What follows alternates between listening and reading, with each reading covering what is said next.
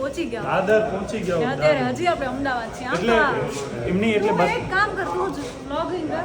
હું જ્યારે કેમેરો હાથમાં ઓળો રેવા બોલતો થઈ જાય બોલ. અરે સાંભળો, હવે અહીંયા બધાના જો ફૂઈના ને બધાના ફોન ને આવે છે, પણ એમને ખબર નથી આ સરપ્રાઈઝ વાળો ને. યસ, એટલે મમ્મી પપ્પાને પણ એમ જ હતું કે અમે લોકો ટ્રેન જ બુક કરાવી છે, ટ્રેનમાં પણ અહીંયા આવીને એમને પણ સરપ્રાઈઝ મળી છે, તો હવે બાકી બધાને પણ સરપ્રાઈઝ ભેગી મળશે હવે.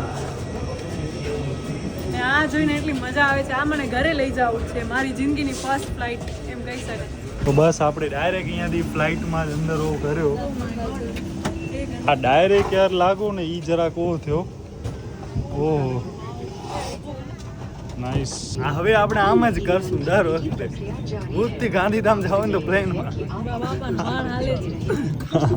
ટિકિટમાં ઉમાં લખેલો જ છે મારી 24B છે, તમારી જોઈ લો તોય 23 છે ને. હા અડા અને મમ્મી પપ્પા મેથી હકડો હલો ને પાછળ કોઈ ના એટલે વાંધો નથી. આવી રીતના આમ કરીને તો આખો નીકળે છે.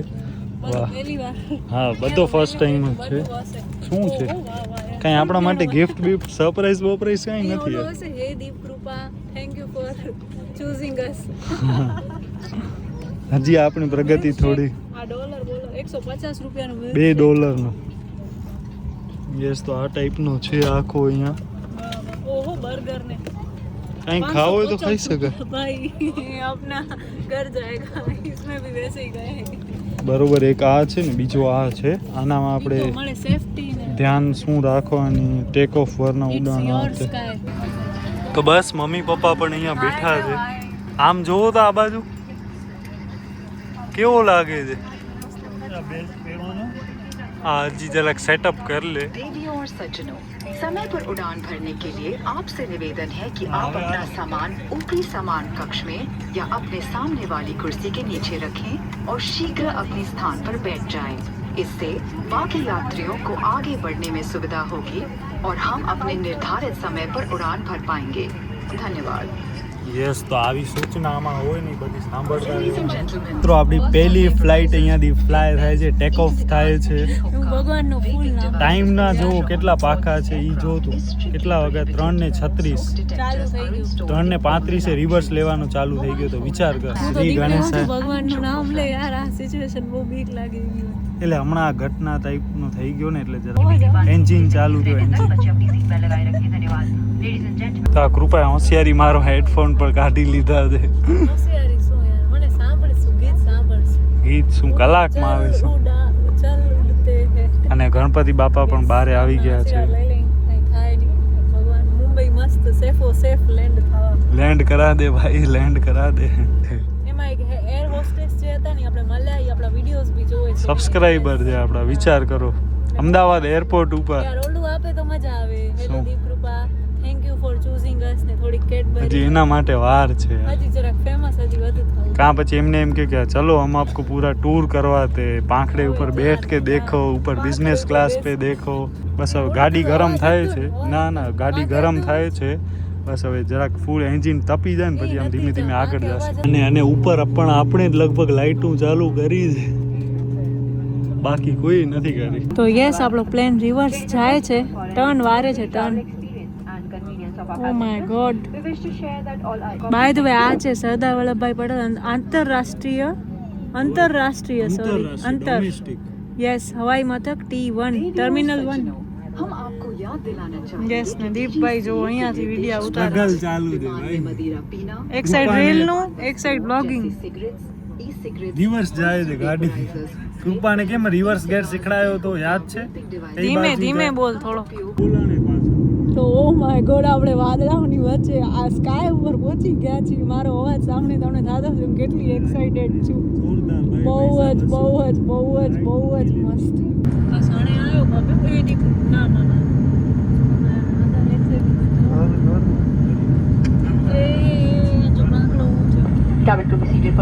મિત્રો અહીંયા આપણો પ્લેન ઉડી ગયો છે ને યાર. શું વ્યૂ છે ભાઈ.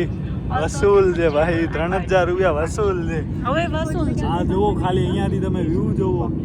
વાદળાઓની વચ્ચે આમ સ્કાયમાં છીએ આપણે. સ્કાય પર ટચ કરી લીધું. ટચ. આ બધા વાદળા.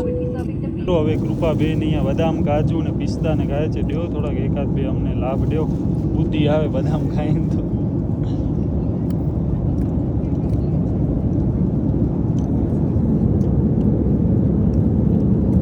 બહુ મસ્ત એક્સપિરિયન્સ. એકવાર જિંદગીમાં જરૂર એટલે જરૂર આવજો.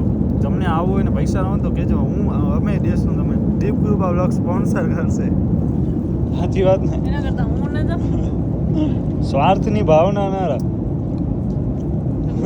હશે 15 જણા વધે છે, 15 તેરી 45,000. હા બસ. તો બસ મિત્રો, હવે અહીંયા છે ને આખું આમ ઉપર નીચે થાય છે ને, તો અંદર કેમ આમ ચક્કર આવતા હોય એ ટાઈપનો આમ ફિલિંગ આવે છે. પણ બસ તો ફ્લાઇટની અંદર બાથરૂમ કંઈક આ પ્રકારનો હોય, આટલો જ છે ખાલી. વિચાર કરો, પણ નાઈસ. વાવ મેન. આ લોક કરવાનું, ઓપન ડોર સ્લોલી. કોઈક બહાર બૂટ ખાઈ ના જાય એટલા માટે. પાણી ક્યાંથી આવે? ગરમ ના આવે? અચ્છા ઓકે, આમ દબાવી. ઓહ, હોટ વોટર છે. આ શું છે? As a courtesy to the next passenger may be suggest that you use your towel to wipe off the water basin and thank you. અચ્છા, આમાંથી ઓ નીકળે જેલ ને આ પાણી તો હટીને ગરમ છે યાર. ઓહો નાઈસ. યસ. અને અહીંયા અંદરથી આ ટાઈપના આમ ટીસ્યુ પણ ઓહો, આ પણ એક છે. ઓહો વાવ. આયરી ડસ્ટબિન. શું છે? ના આ તો નથી આયરી ડસ્ટબિન. હાથ આવી જશે હમણાં. તો મિત્રો, આની સિલાઈ ખુલી ગઈ છે, ઉતરી ગઈ છે. અને આ છે ને એ જરાક એસટી જેવા છે. આપણી જીએસઆરટીસીમાં કેવો હોય, અહીંયા આમ પ્રીમિયમ ગ્રે કલર. કાસા એર પ્લીઝ વર્ક ઓન ધીસ. એ કહે છે બિઝનેસ ક્લાસમાં આવો, આના દી જોરદાર હશે. उसके लिए अभी રૂપિયા ના થાય કઈ. આ કા લેગ સ્પેસ વધારે હોય, લેગ સ્પેસ વધારે, ખાવાનું દે. ખાવાનું આવે ફ્રીમાં આવે તો બેસે. તો બસ ગાઈઝ, હવે આપણે છે ને વરસાદનો પણ અનુભવ થશે. હમણાં ફૂલ છાંટા ટાઈપ આ જો પાણીના રેલા ઉતરે છે. યસ, મુંબઈમાં લાઇટ ટ્રેન છે, થોડા છાંટા છે.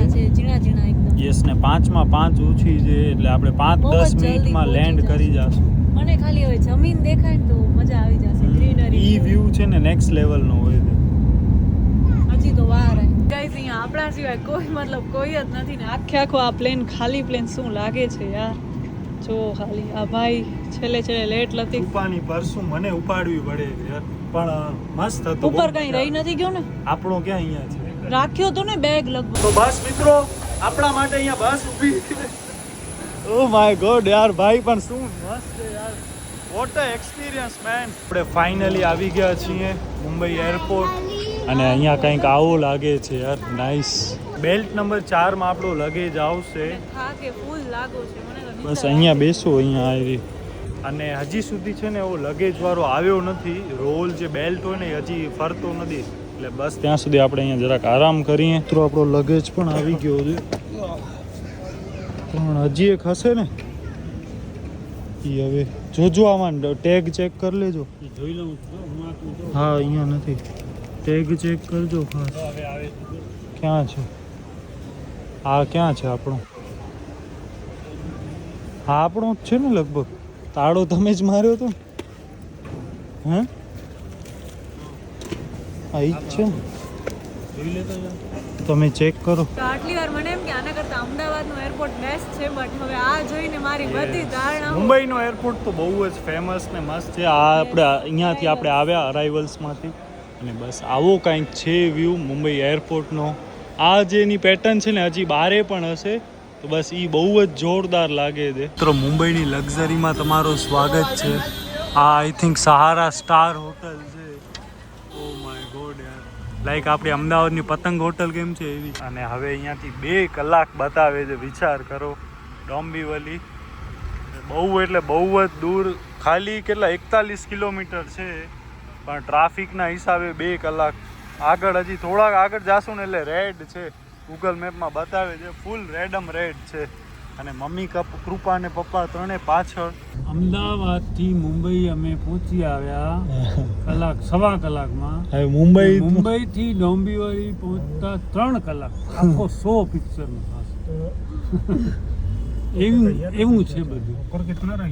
બહુ જ એટલે બહુ જ નેક્સ્ટ લેવલનો હમણાં સ્ટ્રગલ પીરિયડ હાલે છે, અને ટ્રાફિક હજી એટલી ને એટલી.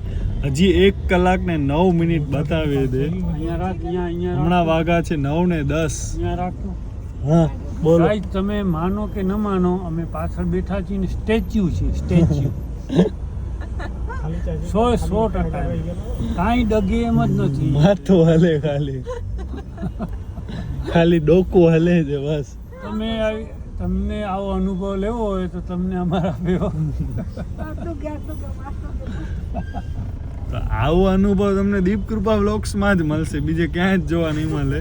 એટલે આમાં આપણી ભૂલ નથી, ભૂલ છે પણ ખરી ને ભૂલ નથી પણ આપણે એમ જો આપણે સ્ટ્રગલ વગર કોઈ જગ્યા કાંઈ મળતું જ નથી. આપણે પ્લેનમાં મસ્ત સ્ટ્રગલ વગર પહોંચી આવ્યા, પછી મુંબઈ તો સ્ટ્રગલ તો જોઈએ. ભગવાન ની તો લ્યો કરો સ્ટ્રગલ. એટલે બસ હમણાં હવે આવું બધું હાલે છે. ફૂલ ભૂખ લાગી છે, પાણી પીવાની તરસ લાગી છે, અને ટ્રાફિક એટલી છે કે વાત ન પૂછો. હજી લાલે લાલ છે. ફાઇનલી ડોંબીવલી માંડ પહોંચ્યા છીએ. એટલે અહીંયા બધી જગ્યાએ ગણેશ ઉત્સવ જ છે યાર. કૃપા પણ આવી રહી. અને આ બાજુ આપણને જવાનો છે, પણ અહીંયા પણ ગણપતિ જ છે.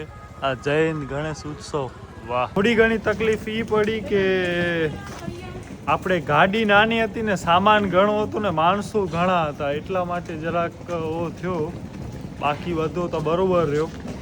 આવો કંઈક આજનો આપણો દિવસ રહ્યો મિત્રો. આવો કંઈક આજનો આપણો અહીંયા જમવાનો છે. રોટલી, પછી આ રસગુલ્લો લાગે છે આઈ થિંક, અને આ શાક. અને આ આપણા યશભાઈ પણ આવી ગયા છે.